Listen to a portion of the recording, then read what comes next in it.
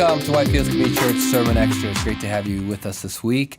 And we had a great sermon on Sunday morning. And James chapter 4, as we continue our series, Faith in Motion. And we looked at James chapter 4, verses 1 through 12. And it was the sermon was titled Way of Sorrows and the Way of Joy.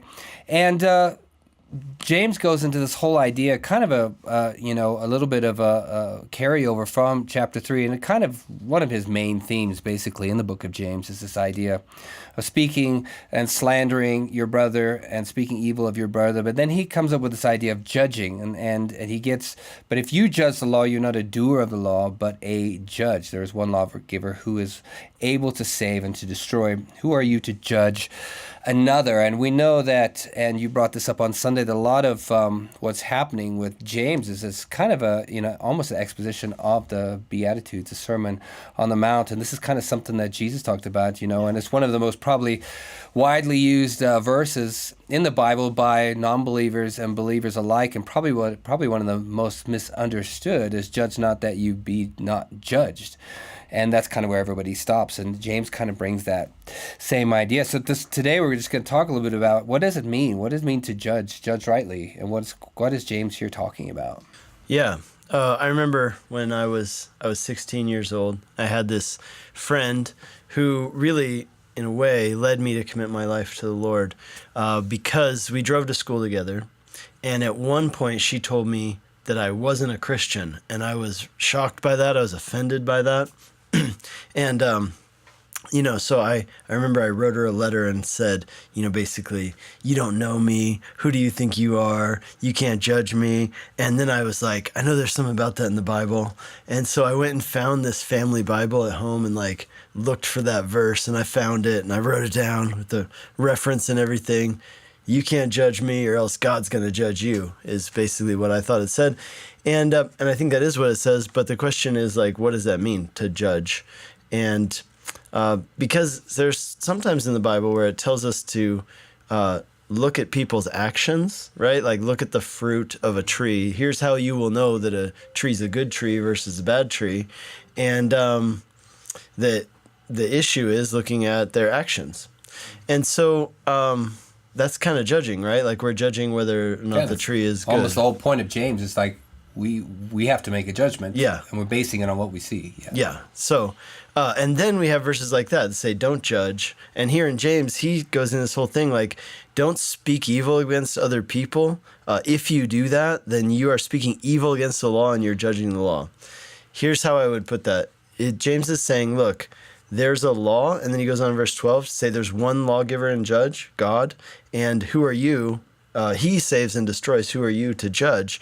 And the idea here is this. You're going beyond, you're putting yourself in the place of God. That's what you're not allowed to do. So let's be clear on that, right? That's what judgmentalism is. You're putting yourself in the place of God, which is not your place. Now, does that mean that we shouldn't ever judge? Well, no. The question is, why are we judging? So there's a good difference between what we might call healthy, loving judgment and judgmentalism, which is definitely bad and what we're not supposed to do. And I would balance this out by showing you the last verse of the book of James, which is verse 20 of chapter 5. Says this, I'll start in verse 19. My brothers, if anyone among you wanders from the truth and someone brings him back, let him know that whoever brings back a sinner from his wandering will save his soul from death and will cover over a multitude of sins. So let's say, classic example, right? Your neighbor is a Christian and they're doing something destructive in their life, some kind of sinful activity or behavior or habit that they're involved in. Does this mean that you shouldn't say anything about it because you're judging them? No. In fact, it encourages us to turn people from sin and back to the Lord. And if you do that, it praises that person. You save their soul and cover over a multitude of sins. So the question, I think, gets to one of motive. right? We judge people all the time in the sense of like our media does it. We do it online, right? In social media, we make judgments about people. We make judgments about their characters and about their motives, but we don't necessarily do it from a place of love. We do it from a place of maybe self-righteousness, where we look at somebody else and say, look at them. We expose their folly and their sin, and as a way of maybe kind of making ourselves look better and saying, well, at least I'm not as bad as that person. Or we look at somebody else, or we even talk down to people to their face and judge their actions, judge their hearts, judge their motives. But if we really love somebody, then that's not judgmentalism. If I say to you, hey, what you're doing is not good. It's ruining your relationship with God. It's going to ruin your life. It's going to have consequences. You need to stop doing that. That's not judgmentalism. That's loving care. And the Bible encourages us to do that. So we need to find that balance and really need to check our motives. Yeah, and the key there would be to say by what standard, because I would want you to judge me by that same standard. If I'm in sin, what is the consequence of my sin? Well, it's separation from God, and I would want you to judge me by the standard of Scripture. And I think, and that's basically what Jesus says, judge not that you be not judged, because by the standard that you judge, you will also be judged.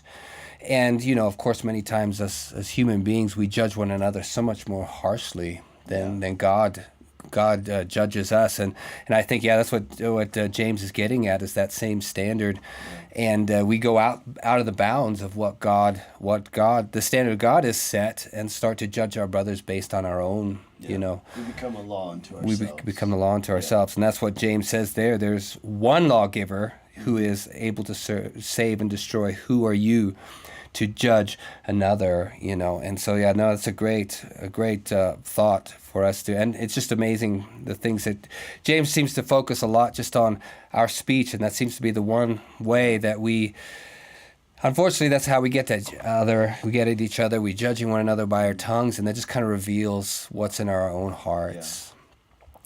So, well, I hope you've been having a good time. Well, having a good time in the book of James is sometimes difficult, but I think it's one of those books that we really need to hear and understand and know, because it's essential to our walks as Christians, and it's our faith in motion. And so I hope you've been with us on this journey, and we encourage you to get to whitefieldschurch.com and download any of the sermons that you haven't heard. If you haven't heard Sunday's message, get there and download it. You can find us on Instagram, Facebook, and of course YouTube. Ring that notification bell, and you get a notification when any of our new sermon extras are up there. And any comments and questions you might have, we definitely welcome those, and we look forward to seeing you again. God bless.